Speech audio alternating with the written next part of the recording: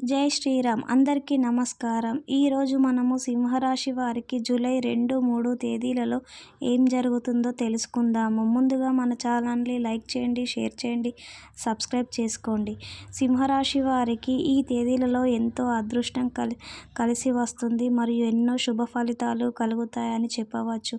ఇప్పటి వరకు మీరు పడ్డ కష్టాలు, కన్నీళ్లు, అవమానాలు అన్నీ పోగొట్టే ఒక దైవిక శక్తి మీ వెంట ఉండబోతుంది. మీకు అత్యంత రహస్యంగా ఈ దైవిక శక్తి మిమ్మల్ని వెంట ఉండి కాపాడుతుంది. మీ కష్టాలు పోగొట్టడానికి మీరు గాఢ నిద్రలో ఉన్నప్పుడు మీకు ప్రతిరోజు ఒక దైవ రూపంలో కనిపిస్తుంది. కానీ మీరు అది గమనించడం లేదు. అందువలన మీరు ఎన్నో కష్టాలు, అవమానాలు పడుతున్నారు.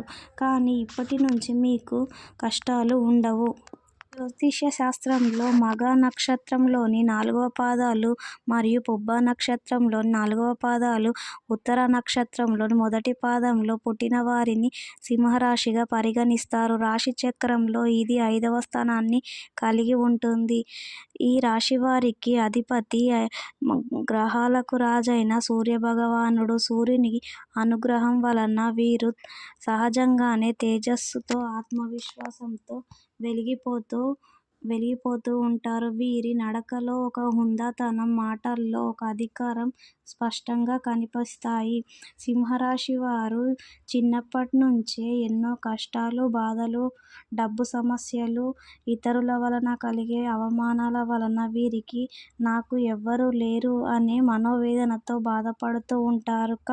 కానీ మీకు తెలియకుండానే మీ ఇంట్లో ఒక దైవం మీ వెంట తిరుగుతూ ఉంటుంది. మీ ప్రతి కష్టంలోనూ తోడు ఉంటుంది. అది మీరు గమనించరు. ఈ మహాదైవం ఏమిటంటే సాక్షాత్తు ఆ కైలాసవాసుడైన మహాశివుడు.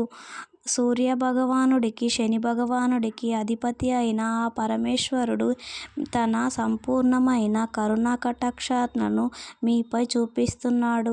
అందువలన మీరు ఎన్ని కష్టాలు, అవమానాలు పోయి సంతోషంగా ఉండబోతున్నారు. ఆ పరమేశ్వరుడు మీకు అండగా ఉన్నాడు కాబట్టి మీరు ఎలాంటి కష్టాన్నైనా ఎదుర్కొనే శక్తి కలిగి ఉంటారు. కనుక ప్రతి సోమవారం రోజున శివాలయంకు వెళ్ళి ఆ మహాశివుణ్ణి దర్శించుకోవాలి. దీనివలన మీకు శుభం కలుగుతుంది.